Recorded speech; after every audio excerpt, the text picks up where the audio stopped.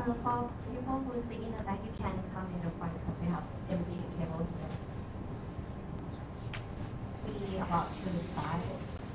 So, welcome everyone to Swim Peaks Meetup. And my name is Pisasha. I'm a talent acquisitions here at Swim Peaks under a people team. And for today, we are so welcome you guys to come. I see a lot of new faces here and also familiar faces.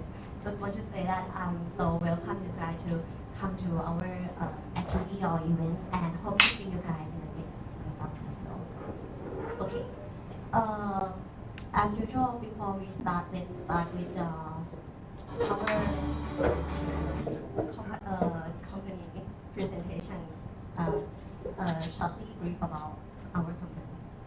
Okay.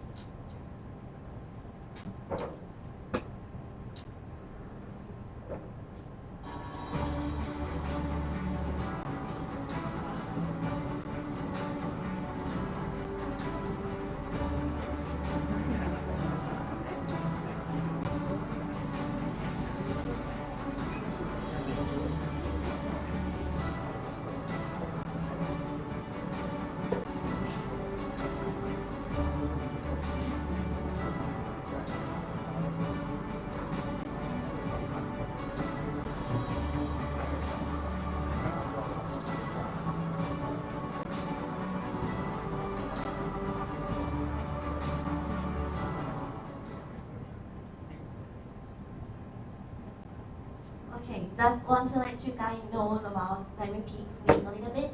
So as a leading software and design agency, we created a Seven Peaks Week for bring industry leader to speak about our engaging topics. So that's why we have a technical meetup like this, and so it is a good opportunity for everyone to get the networking and learn from global leaders. Okay. Let's talk about our company a little bit. So, as a digital transformation driver, we are growing rapidly since from the past 15 years, and right now we have around 250 people, and with more than 25 nationalities here. And if you guys don't know, so this is our beloved CEO, Giorgio. And here's the quote. We also serve a lot of local and international clients worldwide and in a different industry as well, as you can see here. And previously, we very proud to present that we just got certified as a best place to work by Workbencher. So I think one of the reasons is that we have a lot of activities here in Seven Peaks. We work hard but also play harder. As you can see in the photo, we have an outing and luxury dinners and parties. Also including a lot of activities, physical activities such as skating, gaming, or sport club. And for people who doesn't know that, we also have online channel for everyone to follow and get an update for new activities or events. And also for the opening positions here, as you can see that we are growing a lot, so we are hiring a lot of positions. Here's our the list of the positions across all the functions in our company. We are also looking for QA, web, back-end, solution architect, delivery, design, product, mobile, finance, and people team. So if you find any interesting people and potential for who fit to us, then you can feel free to check out our email or send their profile on the website. And for today, tonight's topic is about cloud data technologies. So we have our speakers, 3 people. We have Giorgio, Suhas, and Kun. And just want to say that we just need our improvement as well. So feel free to give us the feedback and you can get the design in the end. And for the next event, we will have data visualizations and storytelling. We collab with SCBX on 12th July next week. So please feel free to register and see you on the next event. Okay, so let's invite our first speaker, Suhas.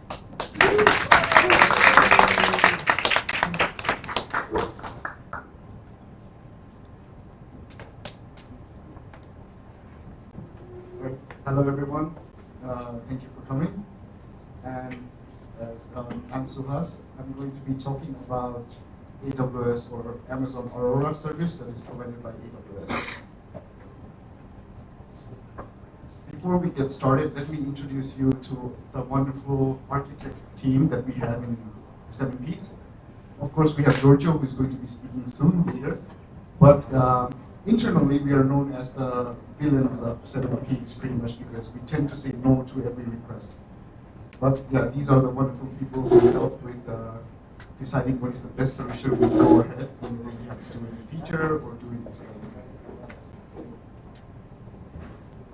Introducing myself, I've been professionally working since 2015. Started off as a backend developer first, junior, then went for mid, then senior, then became tech lead. I wanted to try something different by doing project management, but then I got traumatized by the client. So I went back to becoming backend developer. And then after I joined 7 Peaks, then I decided that I want to become a solutions architect. And then I pursued some certification for AWS. I have 3 right now. I hope I get more when we have the next meetup. So now, let's get started. First, I want to introduce this topic about AWS RDS. Pretty much is a database service provided by AWS, right? All these MySQL, PostgreSQL, MariaDB, Microsoft SQL Server, Oracle is provided, are supported database engines provided by the AWS RDS. Of course, I put Amazon Aurora over there, which is the topic for the day, because it is a service under AWS RDS as well. Now, before we start going into RDS, I want to explain a bit about what are regions and availability zones. Pretty much in the cloud, regions are like geographic divisions, let's say that. Like if a particular region is small enough, a country is small enough, then it could be considered as a region itself. For example, Singapore is a region where AWS hosts their data centers. While a country like America have multiple regions, let's say, like the East, US East, and then the US West. So those are 2 regions in AWS. Availability zones are pretty much your physical data centers, pretty much.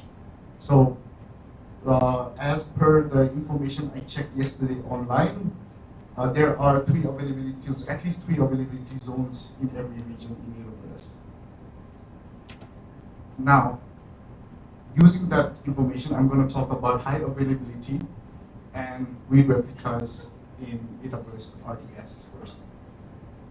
Okay, so in this diagram, you can see inside a region, we have 3 availability zones.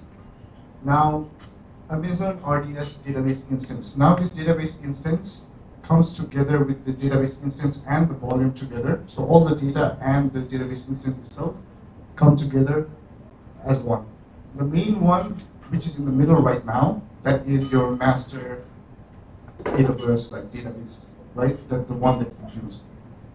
Now, what does it mean to be highly available? Highly available means that if a certain availability zone fails, that means it has the capability of running back up due to the data being available or the resource being available in another availability zone, right? That sometimes does not happen, but it does happen. Like I think last year in Azure, last year or early this year, I don't know. Azure, one of the data centers in Singapore went down. And then if you didn't have the multi-easy setup, then your server could have been down for an entire day. So it does happen, the chances are very low, and the reason for that data center failure was basically a cooling problem. Just one cooling problem in the particular data center, and the entire data center was down. So it's good, it's very recommended to be highly available. Now, in the context of AWS RDS, one availability zone, I have my AWS RDS, that's my master database, right? In the left side, or my right side and your left side, we have a standby replica. That's how you make your RDS database highly available. Now this standby replica pretty much is a copy of your main database, and every time you write something to that, it will synchronously copy that data to your standby. Now your standby is not doing anything, it's just waiting. You cannot call, you cannot do anything to it, it's just waiting. In case the main one, primary one fails, then it automatically fails over to the standby. That's the only purpose of that. That's your failover strategy. Now, for a read replica, let's say like one of your data team, which is happening right now in 7 Peaks as well, they come and then they say, Suhas, I need to run some reporting on your database. I want to use your database for reporting purposes and everything. And of course, for reporting, which is an external task away from your main primary application, I would suggest to create a read replica which only has the read-only access. It can only do read, and I will provide that reader endpoint to the data team, and I'll say, hey, you can use this endpoint. And since the read is isolated from the main one, it does not throttle the database. However, every time you write data into the primary database, it's a synchronous replication. That means the moment I write data into the database, it does not immediately appear in the read replica. It will take some time, but eventually it will appear. What I would like to call, I think, from our internal discussion, is like it's eventually consistent, right? So this is the current availability setup, let's say, for AWS RDS. Now the main question is, can I use this read replica as a failover instead of having a standby, right? Can I just use this read replica? Well, technically you can, but a lot of manual work goes in when you have to do that. Pretty much your read replica, as soon as you promote it, you have to manually promote it as a standalone database. The moment you do that, it becomes its own database, it has its own endpoint. You have to change that endpoint in your application. Well, technically it's possible, but I would highly recommend not to do so. So please use a standby replica when you have to do it. Now, introducing Amazon Aurora. Well, using the same information that I gave for RDS, how does Aurora do it better? Unfortunately, Aurora only supports MySQL and PostgreSQL. I think if you want more, I guess you can ask AWS to provide more options. But yeah. Right now, when I mention in RDS, every database instance is its own compute and volume. It comes together. Every replica is its own compute and volume. Now, as soon as you spin up an Aurora cluster, you get 6 copies of the same data across all availability zones. That means 2 copies in each availability zone. And these yellow, blue, like AB that I show right now, those are chunks. Pretty much those are your database chunks. Each chunk is like 10 GB increment. So every time you have more 10 GB data, then it will just add more chunks. But you have 6 copies of your data across 3 availability zones. That means in case one availability zone goes down, you still have 2 more availability zones with your data still intact. And also, like, so the Amazon Aurora instance that I'm showing at the top right now, those are your database instances. These only do compute. The only task of these are to do computational tasks. while your data is in a cluster or in a storage cluster, right? And over here, we don't have something called standby database. Basically, your read replica it's active while your master data is also master instance is also active. Your master is responsible for read and write activities, while your read replica is responsible for your read activities. However, if your master fails, Aurora automatically fails over to the read instance. The endpoint remains the same, while there is like internal DNS switching behind the scenes that happen. So your RPO and your RTO is very low compared to RDS. Your failover is very low. And you can spin up as much read replica. Wait, it has a maximum of 15. But like, yeah, even if you spin up another read replica in another availability zone, the time that it's available to take requests is very low because you already have the data. You already have the data in the availability zone. It does not matter if you deploy your master node in one availability zone, the data is available everywhere across availability zone. So this is the power of AWS or Amazon Aurora. Now, this is from experience. Can I just create a read replica and will it work? Now, as I mentioned, read replica is only for read. That means the only thing it does is like read queries and everything, right? Can I just spin one up and then will my performance of my application become faster? Now, what happened was, from my experience, my DevOps engineer came to me and then said, look, AWS has this service called Aurora. I can just, it performs way faster. It has dedicated instances for read, and then hopefully it can improve the performance of our application. So I said, great, create one for the dev environment and we'll test the performance. He created one. I had no idea. I was still a mid-level backend developer back then. And then I could not see any difference. I was like, what's going on? Like, the performance is the same. Now, in order for you to use a read replica, right, you need to change configuration in your application itself as well. Your application will always be pointing to the master node. But you need to configure inside your application to say, hey, we have some other endpoint that is optimized for read. Please use this instead. So yeah, that was a lesson learned. And then now I can advise other people not to do what I did. There are more features than this in AWS Aurora, but I did not mention here because it might be too much. Some of the things that I found it useful was backtrack.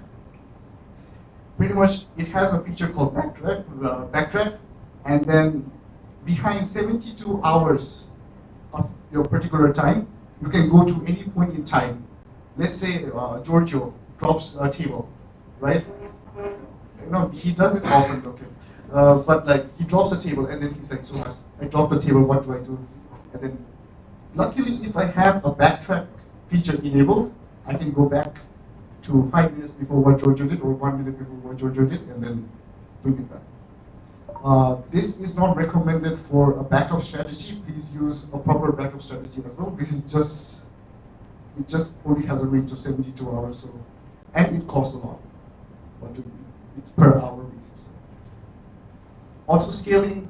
Now, you might think auto-scaling in the term of, let's say, storage auto-scaling. That is automatically handled by Aurora. Like, it increases 10 GB increment every time that I mentioned before, and it has a maximum limit, which is a soft limit. You can request AWS for more. However, for the auto-scaling that I mentioned here, that means you can check the performance of your database instances. Like, how much requests am I getting, how much CPU that I'm using, and then you can use that measurement to create a scaling policy and say, if I reach 75% of CPU, please spin up another read replica. The reader endpoint of your provided by the cluster will automatically do the load balancing.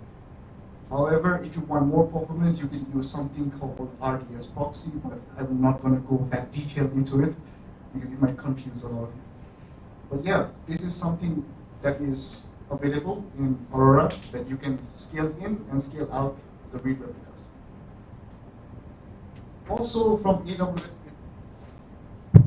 Also from AWS itself, they say that we have 5 times better throughput for MySQL and 3 times better throughput for standard PostgreSQL. This is by AWS. I'm not going to take any responsibility for this, but believe what you want to do. Right? Now, you are thinking like all these good features, right? All these good features, and then what will it cost? Well, I put this meme over here, but well, around, for a standard comparison, it's around 20% more than the regular RDS, right? It will cost, if you have a database service that costs you around $100, $120 does not seem a lot. But if you have a database service that costs $1,000, $1,200 is quite a bit. So please take that into consideration. Also, the request that you're trying to serve before you make the decision to actually use Aurora. And it is recommended to use Aurora when your high availability resiliency is your top priority. And it's mostly used for enterprise application. So yeah, that's all I have for today. Do you have any questions?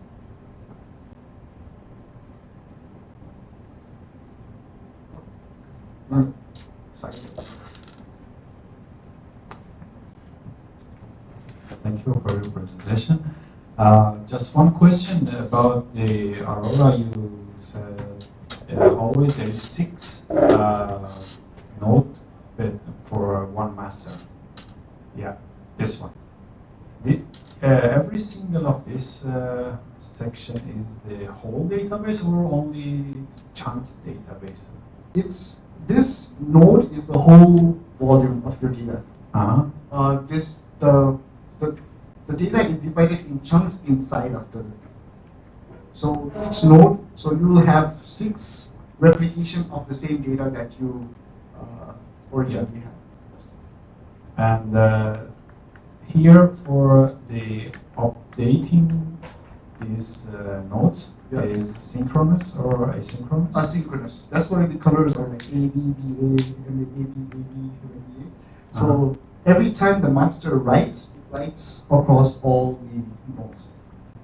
No, I mean, in case of the RDS, for the write is synchronous, but for the read, it will update the read node asynchronous. Yes. But in this case, all of this read-write for syncing the other nodes is done in async way? Async way, yes. Okay. Good. So, but I just curious about the price.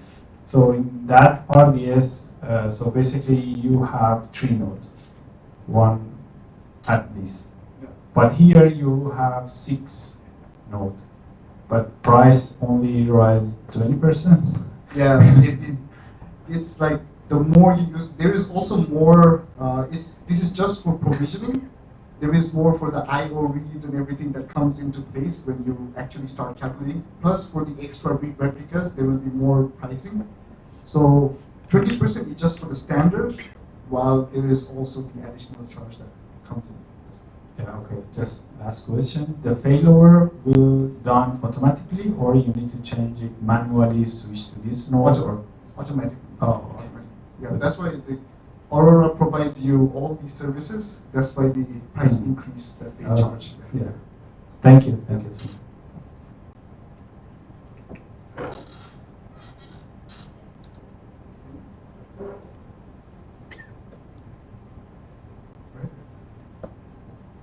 All right. So that's it for me. I would introduce Om to talk about Kubernetes.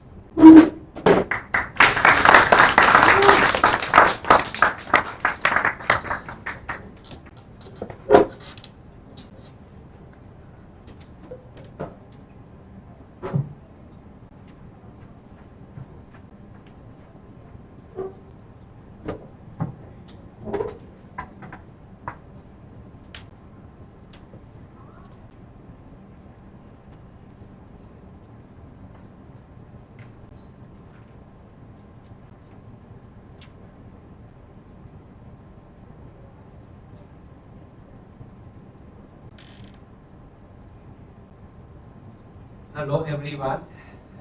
My name is Sirinat Paphatsirinatthi or O. I'm a director of engineering at KubeDB. Today I'm gonna talk about managing database on AKS easily with KubeDB solution. So before deep dive into detail, I share the slide that you can download with the QR code.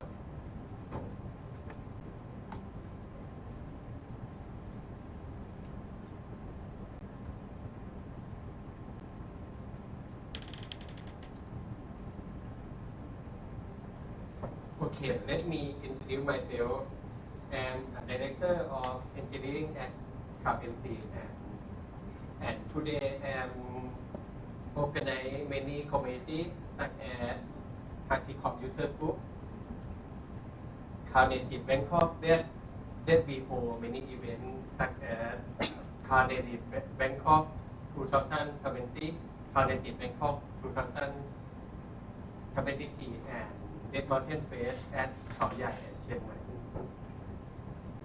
I'm also the contributor at the Dev of Thailand Facebook group as an admin. So before going to the detail, I'm gonna talk about the challenge for managing database on AKS. Let's imagine if you would like to manage the database on AKS, what you need to concern. So as a developer, you will say that how do you manage the disk on AKS? How do you manage the backup if database fails?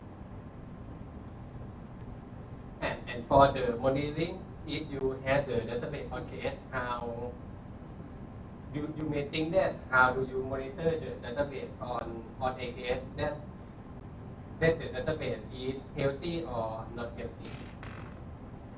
And if you have set up monitoring, how do you set up the dashboard for the database performance?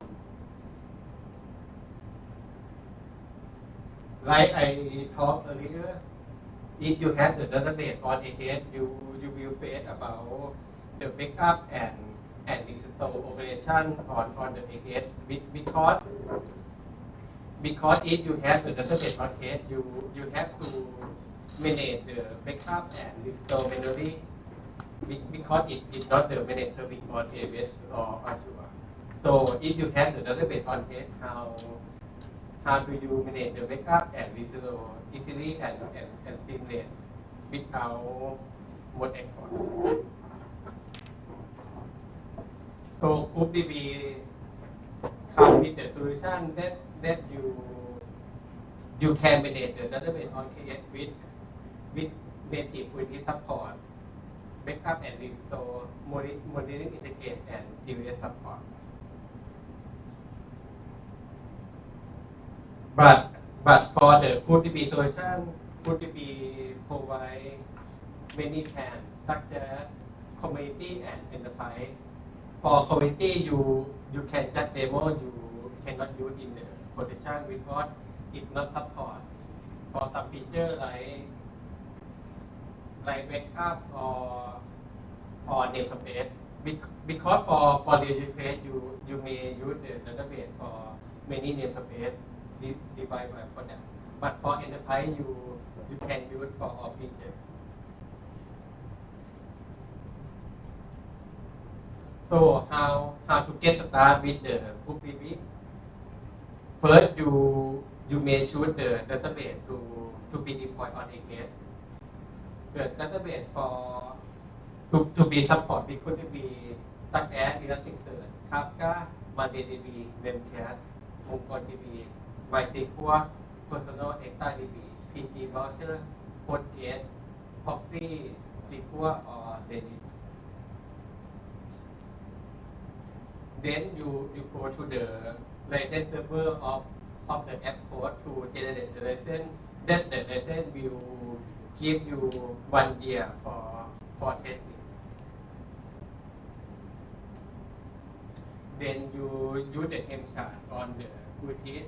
The hem chart is like a package manager for install the app on Kubernetes.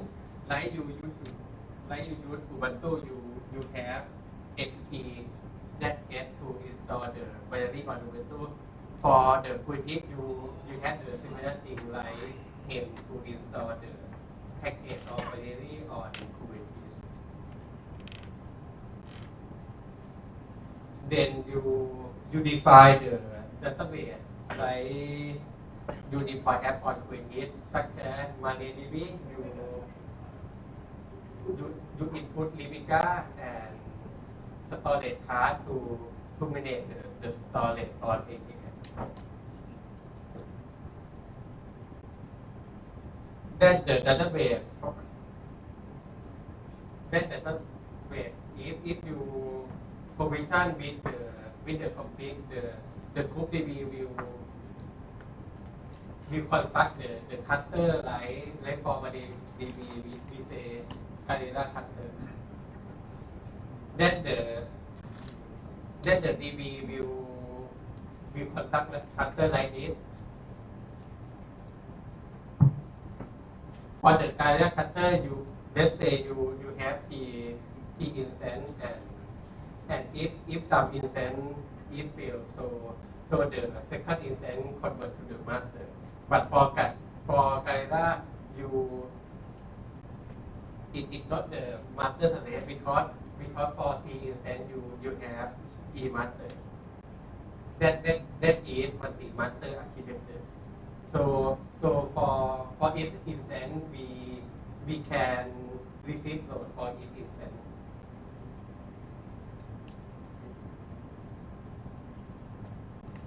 So for the monitoring, you can add the promiscuous for the mailing, but you don't need to wait time for the config because KubeDB come with plugin for the mailing. First you just deploy promiscuous, then you add the monitor part that you add to the MariaDB config and you specify promiscuous. Then promiscuous can scan the config to export at the metric and you can set up the Grafana and import the dashboard for monitoring. Okay, let's see the demo.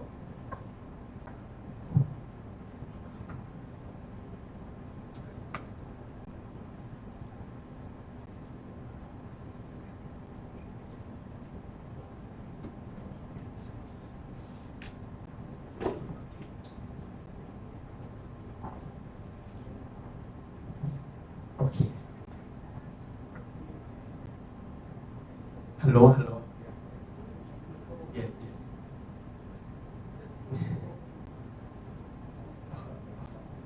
Okay. So we connect the cluster already because I have already provision.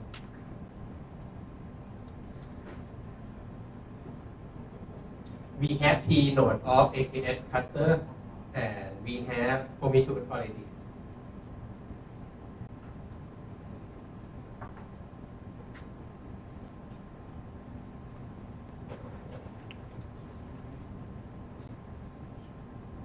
We have promiscuous deployed on the KubeDB namespace, and we have the MariaDB config.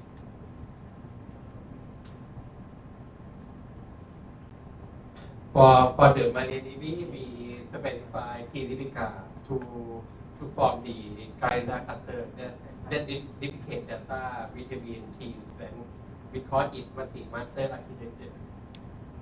And we specify the storage part to provision the disk for database.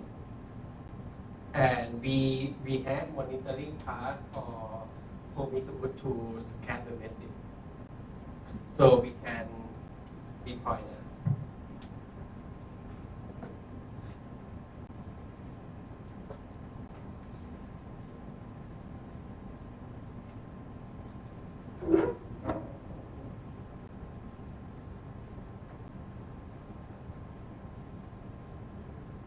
then we get the status with proof city ออกมา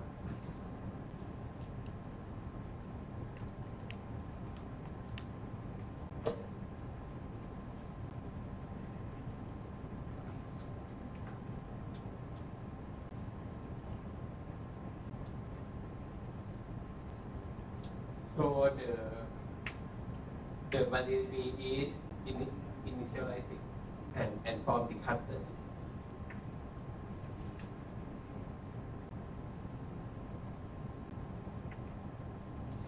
We might wait around 1 to 2 minutes.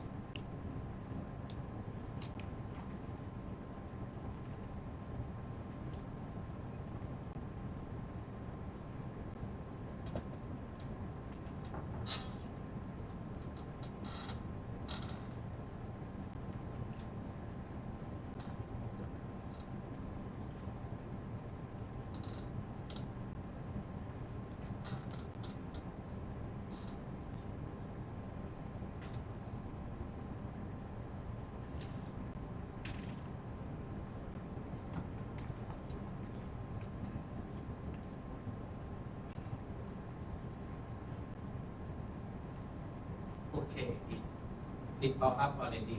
So we then go to the monitoring dashboard and you will see the dashboard.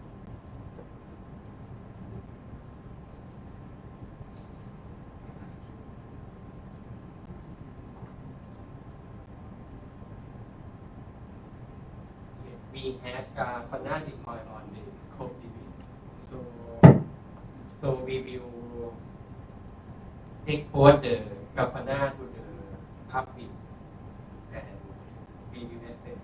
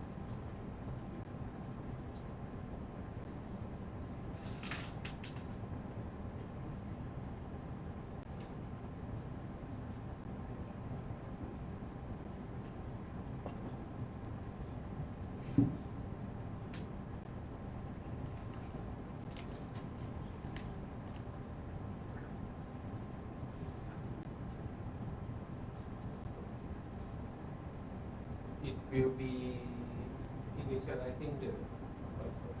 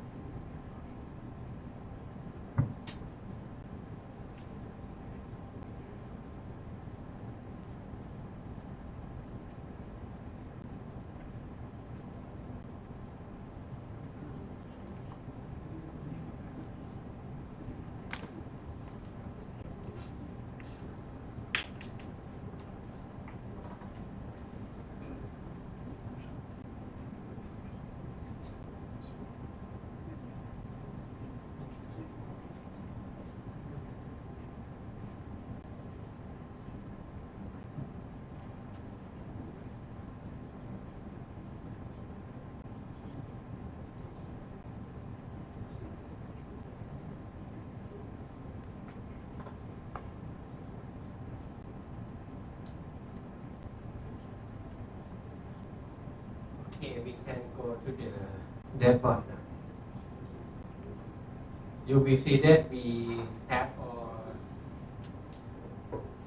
for the performance part you can see the cluster status, cluster size, current connection, networking, and top command. Also the slow queuing.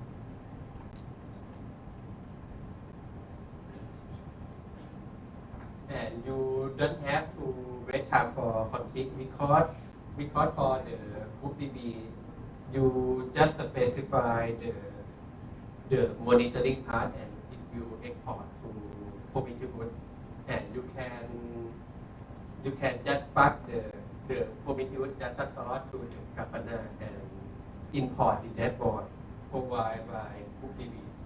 That I put the dashboard link on the slide. KubeDB/KubeDB Grafana dashboard.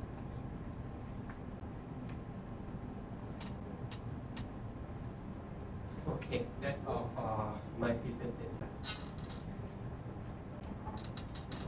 Do you have any questions?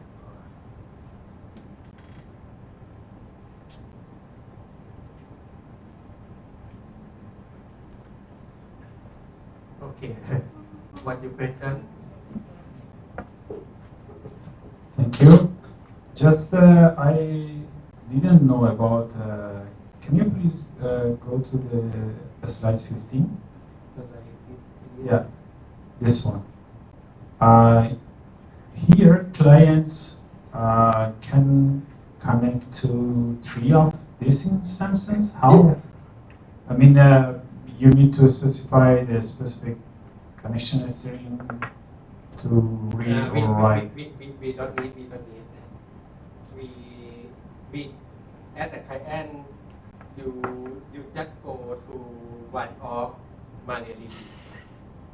You can put one of connection endpoint and the each connection endpoint will be working at the same because it's multi-master architecture. But for the single endpoint, you have to install the more components such as proxy SQL for the single endpoint. So you can go to one endpoint. Yeah, so you mean something like service discovery to yes. detect the right one. But I mean, how about the syncing these databases? So I mean, if we write some data on database 1, if you sync to database 2 and database 3, and if you write database 2, if you sync to database 1, so database 3. Yeah, we don't need any load balancer in the Kubernetes cluster, or No. Okay. It replication mechanism by Galera algorithm. Yeah. Okay. Thank you. Thank you.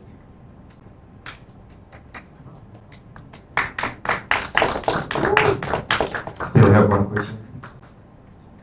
Hello, thanks for the presentation. Quick question on what's the advantage of running the database on Kubernetes versus running it on a managed, managed Postgres, for instance, in Azure directly? It depends on your situation. If you don't like to vendor lockdown to AWS or Azure, you can have the database on Kubernetes.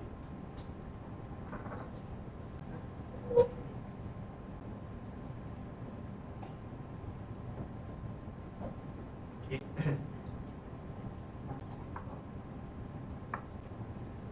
Any more questions?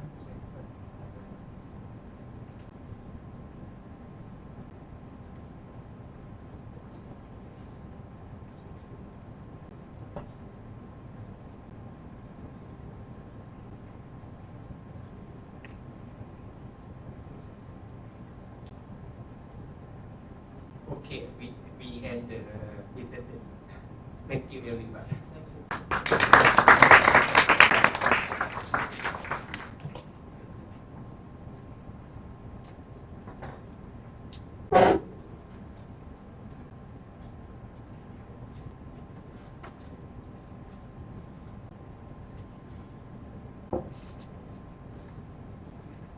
Happy to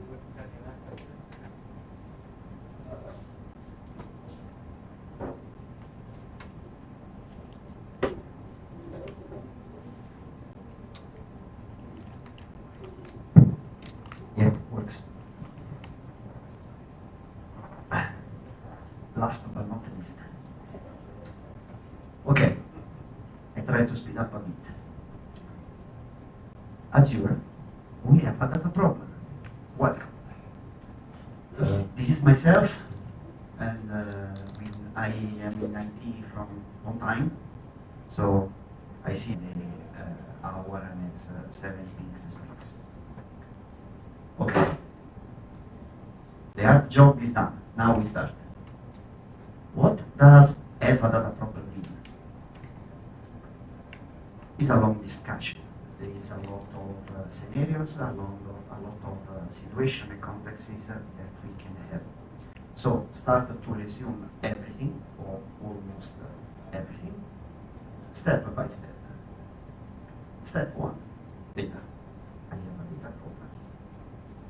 We cannot have data without having a database based on the data. Who knows what is a database?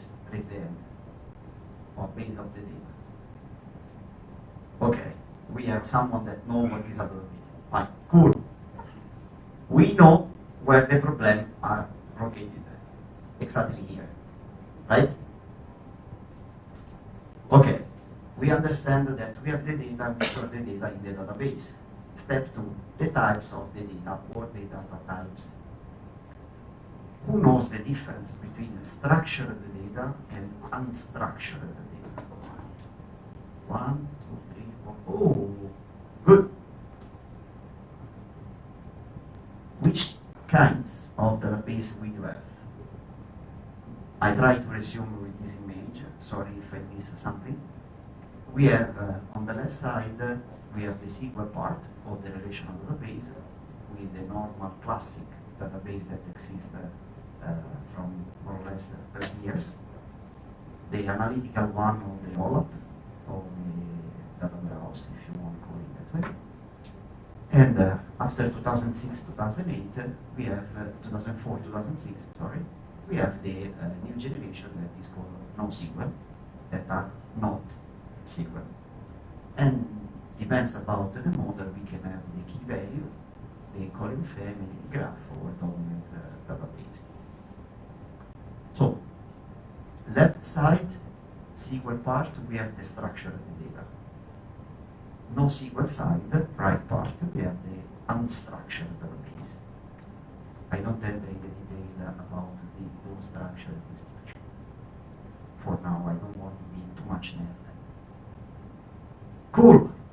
Now we know how to store the data, because we know if I have structured data SQL, unstructured data NoSQL. What type of NoSQL? Okay, this is another question. Okay? Step 3. What is the problem that I have with the data? And this is the last step to explain what I mean with the data problem. The problem consists in the way how we use our data and the maturity level that we have when we are using them. Okay, two main concepts. But one question first. Who have had or will have a data problem in his own business? I want to see the heads. Right. Okay, good guy, honest guy. Okay, usage, how we are using our data, how much the design of our data is adherent, fit with the reality of the data that we have. Example, if I use a document database, a NoSQL database, or a document database for my product catalog table, okay, or tables, depends, probably this is not the right choice for the structure of the data, or for the structure of my product catalog, and the structure and the usage of the document database. Maturity. How much advanced we are over the management of our data. It means that how much we are able to obtain information from our data and how much impact or what are the effects that I have when I see a variation or fluctuation over my data.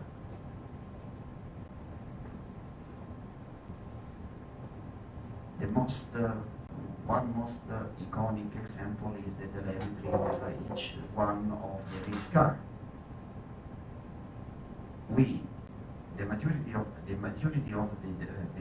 the team for any race car is know when they see the telemetry of the driver on the track in real time, they can understand, okay, you are doing good, or you need to push or slow down a bit to preserve the tire or the fuel and so on. They already know, and they can have some prediction over the progress of the race or the qualifying. Sorry, I cannot. Only the people that read the solo leveling can understand this meme. I cannot resist also funny. Sorry. Okay, I show you some solution using some examples, so I don't start to speak about some abstract things. Simple backend application. The backend has always the database connection, otherwise it's not a backend. Easy peasy. Bad guy, huh? Okay, what we have as a single backend application in Azure. We have the Azure SQL service that can host an Azure SQL database, MySQL, MariaDB, and Postgres. Different is the pricing model that in Azure is calculated in DTU, database transaction unit, or by normal vCore RAM, memory RAM that you can allocate for the database. Each is according to the size of the database, you can have X maximum connection on the same time. Maximum the size should be 2 or 4 terabytes, depending about the region where you deploy the service. And Azure, like I say in my team, Azure works for you regarding the data encryption, auditing, backup, and restore. So it's something that you don't need to do manual with your script or something other else, like long time ago when I started to work. Okay, simple database application. Good. You choose one, you take and check your performance test or what test you understand if this database service fit for you. Microservice architecture. Dun, dun, dun, dun. Do you know why each microservice application has a separate database? Or here, why the microservice architecture has multiple databases as many as the software applications? Someone knows that? Yes? No? Come on? Okay. Don't worry, don't worry. All people work with the monolithic application. Good. Okay. We know. Good for us. For the microservice architecture, Azure, one of the case of this, of course, sorry, can be an elastic pool. What is an elastic pool? I have in this example 3 databases, 1, 2, and 3. And I allocate 50, 50, and 50 because this is my peak usage. I can put these 3 databases in one single elastic connection pool, where probably I know for the people that study computer science, this word, this phrase, this sentence come from the algorithm of the bank R. The bank, the owner of the bank knows that not all the clients come in the same time to withdraw, to pull out all their money. So you know that your total traffic is not equal to 150 here in this example. So instead of give a fixed allocation for each database, you allocate a total DTU here 100, for example, just to make the number even, that are shared among these three databases.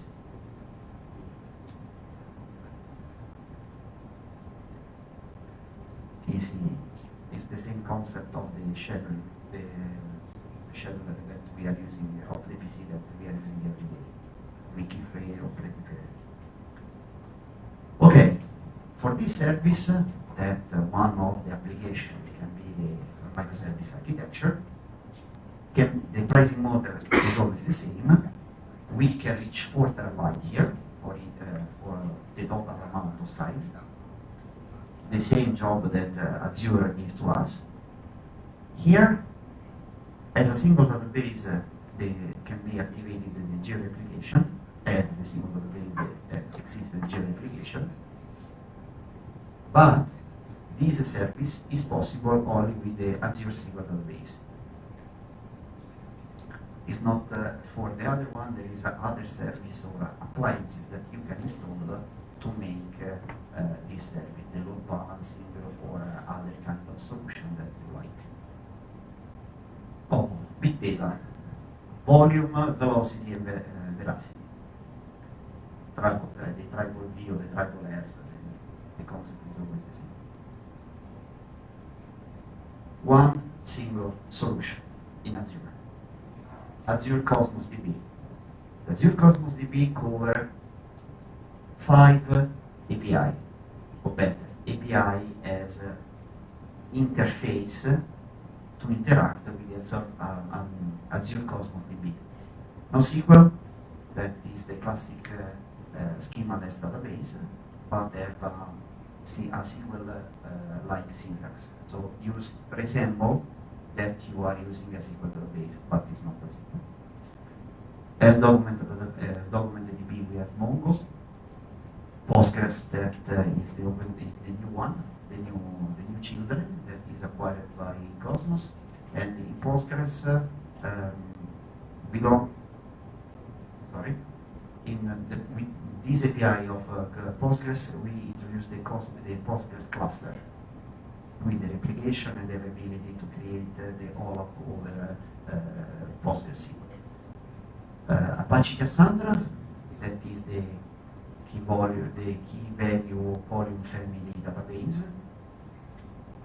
The Gremlin, that is the Graph DB, the Graph API, and the table is the storage table that is used for the massive volume of the data. Indeed, the specific use case for here, the NoSQL DB is for the product catalog of any e-commerce, where you don't know that your product is unstructured, but you want search over more or less everything, every attribute of your product. MongoDB is the classical documented database, okay? That the use case is the order history, because you enter by the order ID and you have the full schema of the order. Postgres, okay, I say before the Postgres. Cassandra is the classic Cassandra key value schema, where each value can be a column family. So is the value schema nested inside the value. With key value inside the value, you have key value or other set of column. The Graph API that is Gremlin about, you can create a sort of recommendation engine traversing of the graph. And table is for the IoT, for example, to store the short amount. One record is not so big as data, but every day or every 60 seconds probably you have a huge amount of data that come from all the sensors, from all the IoT sensors. Okay, here just a quick easy recap for the Cosmos DB.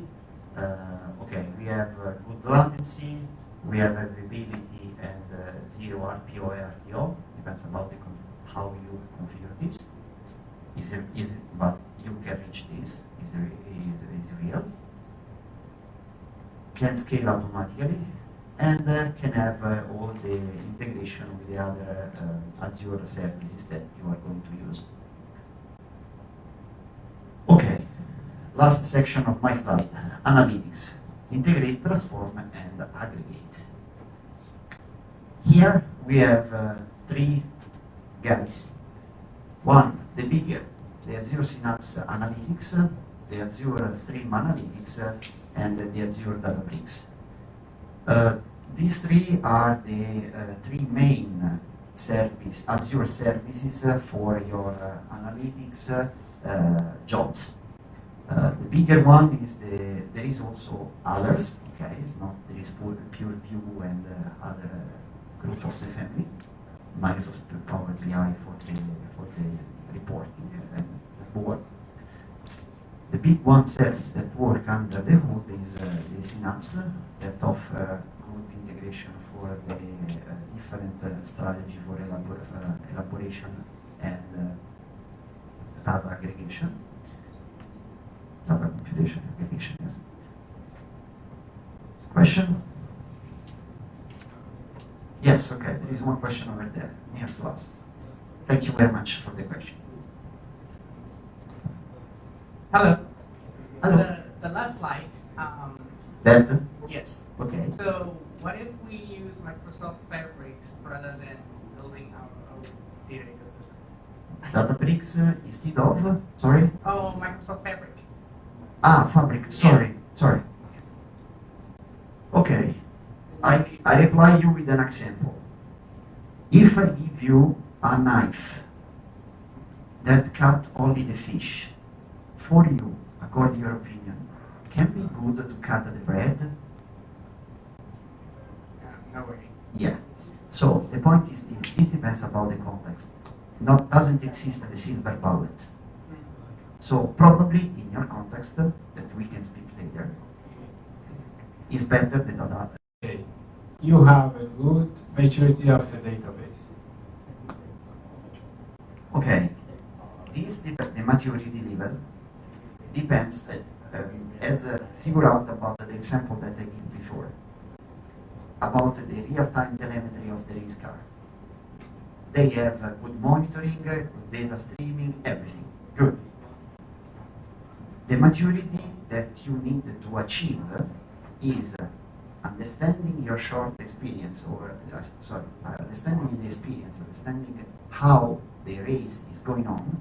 You need to say to the driver, hey, push on, now time to push, go. Or stop yourself, keep the tire, because probably can rain, or something like that. Is the capability, the maturity is capability to understand your data and basing on the fluctuation of your data, understand what could happen. Example, Black Friday, e-commerce, Black Friday. You expect that your reader replica, using the Suhas slide, the reader replica of Aurora should be spin up because there is a lot of people that come to read the product and buy the wishes at the lower price as possible. But you need also to consider that probably only 75%, 50% now, I don't know, I give just a random number, 50% of this audience will buy it. Because probably the other 50 didn't find that, or came late, or don't want to buy anymore, or whatever else. This is the maturity of your data. You know more or less the measurement that you need to achieve in order to keep your platform stable, your e-commerce up and running. Because if you keep your e-commerce up and running, probably next month you can repeat the Black Friday, and you know that probably you have more audience. And by your monitoring stuff, you can understand that instead of 2 reader replica, you need to have 3 or 4, probably. Measure the maturity of the data is not only a number. is let me say, is a mystical equation, okay? Is a mystical formula that basing on the real number and probably forecast that you can have or can you provide in order to keep your business up and running. Easy. Other question? No? Okay. John? I need the assistant.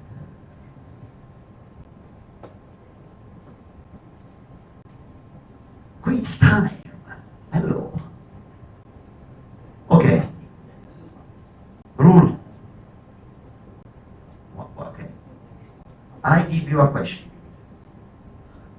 Who raised the hand as first and give the right answer, then I give you a surprise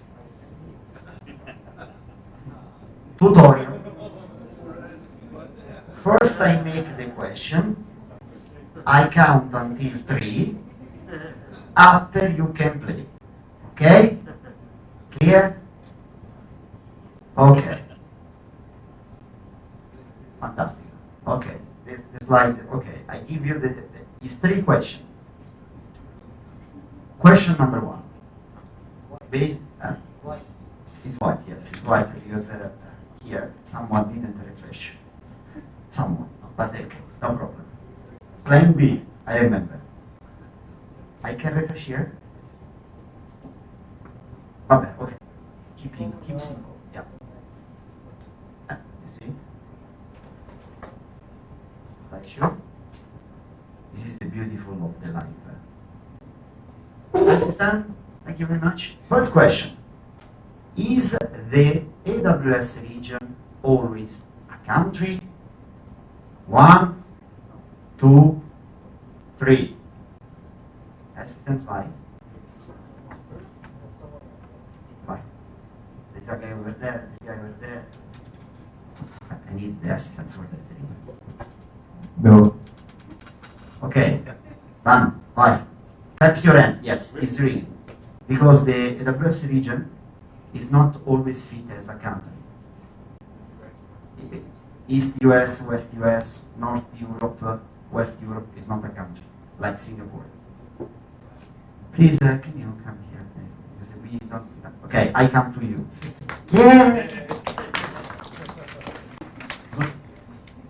Second question, I forget the two. Oh, how can I run a database inside AKS? 1, 2, 3. How? How? KubeDB? Okay, second gift. Assistant, when you take the microphone, take also the gift. Yes. It can be, so you run only one time. Data maturity. You see, understand now how is this? Third and last one. MongoDB, is a SQL database.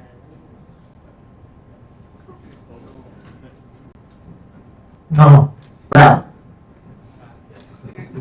thank you very much.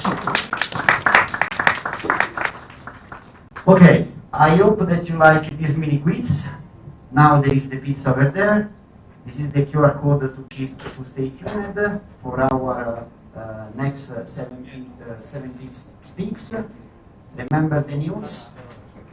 We have an event. There is other meetup here, and there is a big other meetup in August and one big event in August too. Please stay tuned. Thank you very much. Also bye to the people that are more at home and follow us remotely. Thank you very much to be in touch with the 7 Peaks. Thank you very much. Good night. Bye.